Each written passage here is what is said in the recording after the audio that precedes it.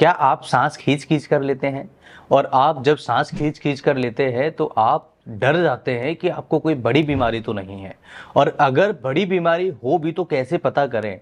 आखिर सांस जो खींच खींच के आप ले रहे हैं इसके पीछे क्या कारण है और ऐसी कौन सी समस्याएं हो सकती हैं, आज की इस वीडियो में हम पूरा डिटेल में समझेंगे। इस वीडियो को आप अंत तक देखिए। अगर आपको सांस खींचने की समस्या है, यानी सांस फूलती है, सांस चढ़ जाती है, सांस आसानी से नहीं लगती, सांस लगता है कि बहुत ज़्यादा डिफ़िकल्ट हो रहा है सांस खींचने में, सांस लेने में, घड़घड़ जैसी आवाज़ आती है। अगर आपको इस तरह की कोई भी समस्या है तो आप इस वीडियो को अंत तक देखिए। आपको कुछ ऐसे मेडिसिन बताऊंगा जिनकी मदद से आपकी ये समस्या ठीक होने वाली है। तो चलिए आज की इस वीडियो को शुरू करते हैं और समझते हैं सांस खींच खींच के लेना, ब्रीथलेसनेस किसी को होती है, इसके पीछे क्या कारण होते हैं और कौन सी दवाइयां हमें लेना चाहिए।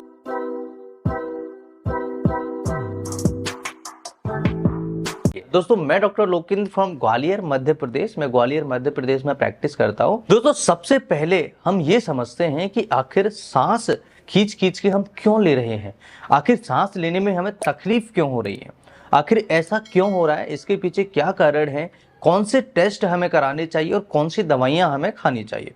दोस्तों, सबसे पहला मोस्ट कॉमन कारण होता है अगर आपको अस्थमा की प्रॉब्लम है, यानी आपको एक ऐसी कंडीशन है जिसमें ब्रीथलेसनेस होना, जिसे हम बीमारी अस्थमा के नाम से जानते हैं। अस्थमा एक ऐसी प्रॉब्लम है जिसमें सीटी जैसी आवाज आपको सुनाई देती है जब आप सांस खींचते हैं या सांस छोड़ते हैं। तो सीटी जैसी अगर आपको आवाज आ रही है और आप बार बार खींच खींच के सांस ले रहे हैं तो आप थोड़ा होशियार हो जाइए और नज़दीकी डॉक्टर को ज़रूर दिखाइए और देखें, अपने टेस्ट कराएं, जिससे पता लगे कि आपको वास्तव में अस्थमा है या नहीं है। दूसरा, अस्थमा के जो पेशेंट होते हैं उनको क्या नहीं खाना चाहिए। अगर इस तरह की कोई प्रॉब्लम होती है तो ऐसी कुछ चीज़ें होती हैं जिनका सेवन हमें नहीं करना चाहिए। अगर आप करते रहेंगे कंटिन्यूसली तो आप बीमार पड़ते रहेंगे और आपको कोई दवाइयाँ काम नहीं करेंगी।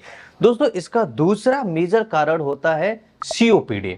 सीओपीडी एक ऐसी समस्या है जब किसी मरीज को इस तरह की दिक्कत होती है तो मरीज सांस बहुत जल्दी जल्दी लेता है और खींच खींच कर लेता है। सीओपीडी ज़्यादातर लोगों को स्मोकिंग की वजह से होता है, यानी कि जो लोग सिगरेट स्मोकिंग करते हैं या बीड़ी पीते हैं, ऐसी कंडीशन के कारण उन लोगों को सीओपीडी होता है। सीओपीडी का फुल फॉर्म होता है क्रॉनिक ऑब्स्ट्रक्टिव पल्मोनरी डिसीज। ये एक बहुत रेयर प्रॉब्लम है लेकिन आजकल बहुत लोगों में देखने को मिल रही है।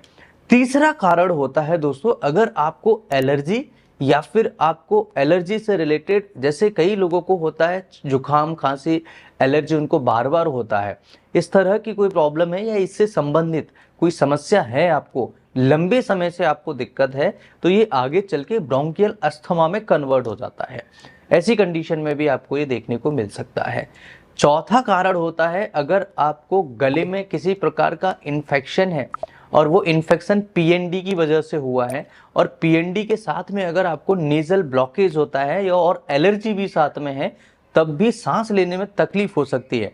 क्योंकि जब आप सांस मुंह से खींचेंगे तब आप आसानी से ले पाएंगे और जब आप नोज से सांस खींचेंगे, ब्रीथ करेंगे, तब आपको इस तरह की दिक्कतें महसूस हो सकती हैं। तो आप सिंपल अपने नज़दीकी डॉक्टर को दिखाइए और इस तरह की समस्याएं ज़्यादातर ठीक हो जाती हैं जिनको एलर्जी की प्रॉब्लम होती है। ज़्यादातर लोगों में आपने देखा होगा जिनको छींक बार बार आती है, सुबह के टाइम पर छींक आती है, बहुत ज़्यादा पेशेंट को जुकाम खांसी होता है, नोज से पानी आता है, आँखों से पानी आता है। इसका परमानेंट ट्रीटमेंट है दोस्तों, आप इसे परमानेंटली ठीक कर सकते हैं। कुछ मेडिसिन्स हैं जिनकी प्ले लिस्ट हमने वीडियो के लास्ट में हमने शेयर किया हुआ है और डिस्क्रिप्शन में भी हमने लिंक दी हुई है। इसके अलावा होता है दोस्तों चौथा कारण एंजाइटी बहुत लेना। अगर किसी को एंजाइटी बहुत ज़्यादा होती है या पैनिक अटैक जिन लोगों को होते हैं उनको भी अचानक से घबराहट, सांस फूलना, इस तरह की दिक्कतें होना स्वाभाविक होती हैं। तो पैनिक अटैक जिनको भी होता है उनको ये दिक्कत हो सकती है। पांचवा कारण होता है हार्ट फेल्योर। अगर किसी को हार्ट से संबंधित रिलेटेड इश्यूज हैं, लाइक किसी को अगर हार्ट फेल होता है या फिर हार्ट प्रॉपर तरीके से काम नहीं कर रहा होता, ऐसी कंडीशन में भी कई लोगों को दिक्कत होती है, लेकिन ये बहुत रेयर केस होता है। इसके अलावा छठवां कारण होता है निमोनिया या लंग्स इन्फेक्शन। किसी प्रकार का अगर लंग्स इन्फेक्शन हो जाता है तब भी इस तरह की दिक्कतें देखने को मिलती हैं। अगर आपको लंबे समय से खांसी चल रही है तो आप अपने बलगम का टेस्ट कराइए, ट्यूबरक्लोसिस का टेस्ट कराइए, एक्सरे कराइए, और इसके अलावा कई सारे टेस्ट होते हैं जिन्हें भी आप करा सकते हैं, जैसे सिटी स्कैन करा सकते हैं, जिसमें क्लियरली हमें देखने को मिलता है कि मरीज को क्या दिक्कत है। अब अगर हम बात करें कि क्या मेडिसिन लें और क्या खाएं और क्या नहीं खाएं, होम्योपैथी की बात करें तो आर्सेनिक इसके अंदर बहुत इफेक्टिव मेडिसिन है। आर्सेनिक बहुत अच्छे से काम करता है। जिनको भी सांस चढ़ती है, साथ ही साथ उनको घबराहट होती है, ऐसी कंडीशन में आर्सेनिक मेडिसिन देना चाहिए। दूसरा मेडिसिन होता है एंटिमटाट। एंटिमटाट एक बहुत अच्छा मेडिसिन है। जिनको सांस बहुत ज़्यादा फूलता है और सांस बहुत ज़्यादा मेहनत से लेते हैं, खींच रहे हैं, बहुत ज़बरदस्ती से खींच रहे हैं, बहुत ज़्यादा एफर्ट लग रहा है, मेहनत लग रही है और छाती से घड़-घड़ जैसी आवाज़ भी आ रही है, ऐसी कंडीशन है तो एंटिमटाट मेडिसिन मरीज को देनी चाहिए। ये दोनों मेडिसिन 30 पोटेंसी में 5-5 बूंद सुबह और शाम मरीज को देना चाहिए। काफ़ी ज़्यादा फायदा करती हैं और काफ़ी ज़्यादा आसानी से आपकी प्रॉब्लम को ठीक करने में मदद करती हैं। इसके अलावा तीसरा मेडिसिन होम्योपैथी में है इपिकॉकुना। इपिकॉक, अगर किसी को वॉमिटिंग जैसी इच्छा होती है, बहुत ज़्यादा सांस फूल जाती है, सांस चढ़ जाती है, अस्थमा जैसी कंडीशन होती है और लगता है कि वॉमिटिंग हो जाएगी लेकिन वॉमिटिंग होती नहीं है, तो ऐसी कंडीशन में इपिकॉकुना 30 पोटेंसी में 5 बूंद सुबह 5 बूंद शाम को मरीज को देना चाहिए। आप देखेंगे मरीज की जो प्रॉब्लम है ठीक होना स्टार्ट हो जाएगी। दोस्तों, इसके लिए चौथा मेडिसिन है ब्लाटा ओरिएंटालिस।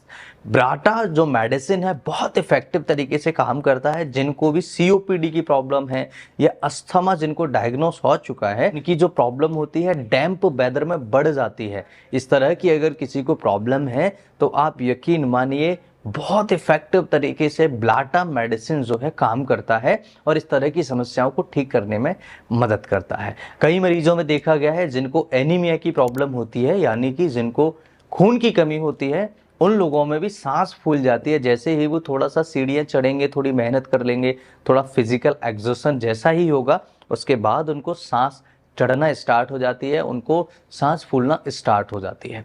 तो इस तरह की समस्याओं को आप ठीक कर सकते हैं। आप खान पान सुधारिए, जैसे ठंडी चीज़ें, खट्टी चीज़ें, बाहर की चीज़ें मत खाइए, स्पेशली शाम के समय मत खाइए। अगर आपको खाना है तो सुबह खाइए या फिर दोपहर खाइए। अगर आप मुझे दिखाना चाहते हो क्लिनिक पर आकर मुझे दिखा सकते हैं। मेरे क्लिनिक का नंबर 7047826548 है। आप ऑनलाइन अपॉइंटमेंट भी बुक करा सकते हैं। इस तरह के और वीडियोस देखने के लिए चैनल को ज़रूर सब्सक्राइब करिए और इस वीडियो को लाइक ज़रूर करिए। और अगर आपको लगता है कि ये वीडियो वैल्यूएबल है तो अपने दोस्तों के साथ शेयर करिए और कमेंट करके मुझे ज़रूर बताइए इस वीडियो से आपने क्या सीखा। मैं फिर मिलता हूँ इसी तरह के किसी इंटरेस्टिंग और ट्रस्टेड वीडियो में। तब तक के लिए स्वस्थ रहिए, अपना और अपनों का ख्याल रखिए। नमस्कार।